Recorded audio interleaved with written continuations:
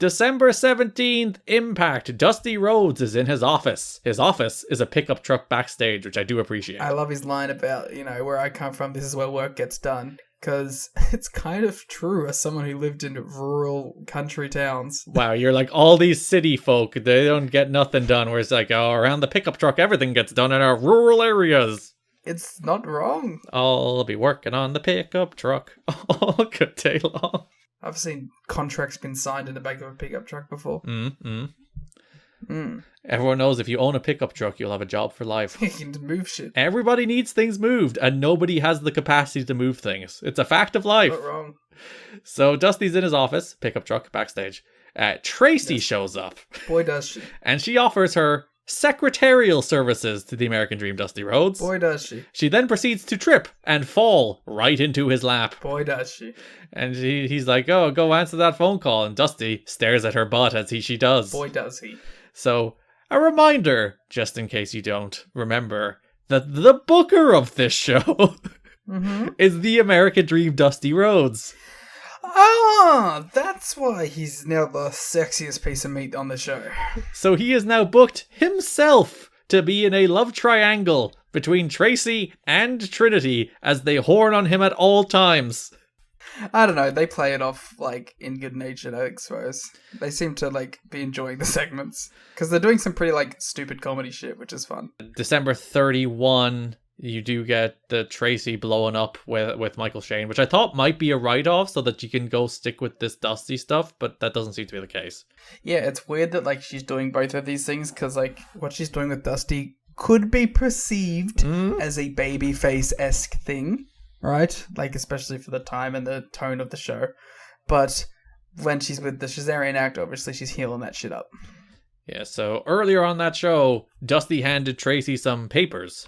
Then Trinity showed up, and she's like, I know what you're doing here. And Tracy's like, I have no idea what you mean. I just want to help the American Dream. Yes. She's like, you're kissing Dusty's ass. So they're feuding over Dusty Rhodes.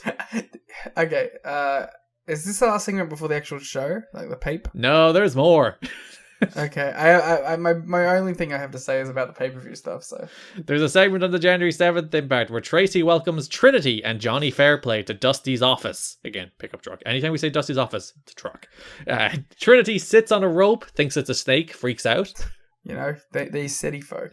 So, Dusty has left behind a survivor-like note that declares some kind of vague clue that they need to follow and solve, and immediately Johnny Fairplay and Trinity declare an alliance and steal the clue. Yeah, which, again, Tracy is the face. And then Go Home Show, January 14th. Trinity and Johnny Fairplay were looking for the clue. Tracy frowned it and declared that the game will begin at final resolution. 2 will stay, but 1 will go. I wonder who that one is going to be. Do you think there's part of Dusty who's like, let's put Fairplay in this, so they can't accuse me of just having women horn over me? No. I don't think that was ever a consideration. I think they just wanted to get rid of Fairplay. This was the write-off for Johnny Fairplay in his weird weird TNA run. Garrett. Yes. Is this the first ever Feast or Fired? Yes, it is, but it's built around a Survivor game. It is the beta for Feast or Fired. So, final resolution, we had a show-running angle. Boy, did it run along the show. Dusty was in his truck with Trinity and Tracy. They hit on him. Fairplay's there too. Dusty reinforced that 1 will leave, and he wants them to find a clue and bring it back to him. And then he says, the clue will be as clear as the hat on your head. Oh, what could he mean by that? What could he mean by that? He could mean anything. You know when Survivor was peak of its popularity? Which you would have been 2 years old, so you wouldn't you wouldn't really. I remember it vividly. When I was in primary school, we used to actually do this. We used to do our own during lunch in school and yard. We used to do our own Survivor games where we build puzzles and solve create alliances and vote each other out. We used to do that in school. Did you win? I don't think I ever won. I'm neither smart enough to win on merit nor social enough to win via scheming. So I was never good enough to win Survivor. So this would probably I would have been secondary school by this. So we would have already done this. They're clearly aping my childhood for this pay-per-view skit. I can understand why you fell in love with this company, huh? I do love Survivor, to be fair. It's a great show. Aired on TG Cahir over here, Oscuelga as well. So if you'd like a little Irish culture, you can watch Survivor. Fairplay found the clue. He was in Dusty's office sitting in his chair. He saw the hat. He put the hat on.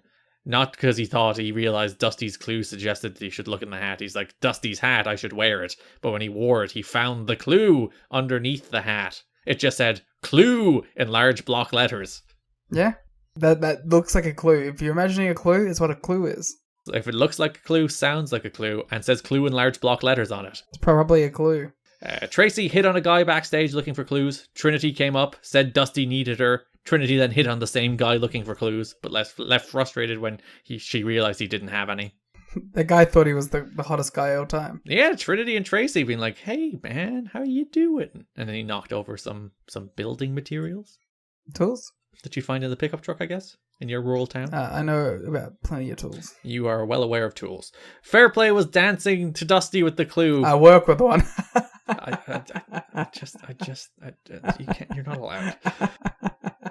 I'm so funny. Fairplay was dancing to Dusty with the clue. Trinity and Tracy then stopped him and beat the shit out of him, and then took the clue from him, but then tore it in half. This is my favorite part of the entire show. Mm-hmm.